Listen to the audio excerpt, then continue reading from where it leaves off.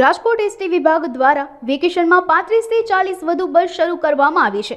મુસાફરોનો ઘસારો વધતા વધુ બસ સેવા શરૂ કરવામાં આવી છે। રાજકોટથી ભાવનગર, સોમનાથ, અમદાવાદ, દ્વારકા રૂટની વધુ બસ શરૂ કરવામાં આવી છે। આ ઉપરાંત સુરેન્દ્રનગરથી બોટાદ, પાલનપુર, મોરબી, અમદાવાદ, કચ્છ રૂટની વધુ બસ શરૂ કરવામાં આવી છે।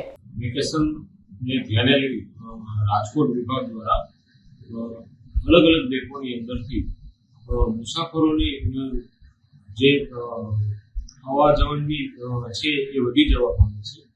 જે મુસાફરીનું પ્રમાણ પણ વધી જવા પામે છે, જેને ધ્યાને લઈ આપણે રાજકોટથી છે તો ભાવનગર તરફ છે, સોમનાથ તરફ છે, અમદાવાદ તરફ છે, દ્વારકા તરફ છે, આપણે રિક્ષા સંચાલન છે એ ચાલુ કરી દેવામાં આવેલું છે।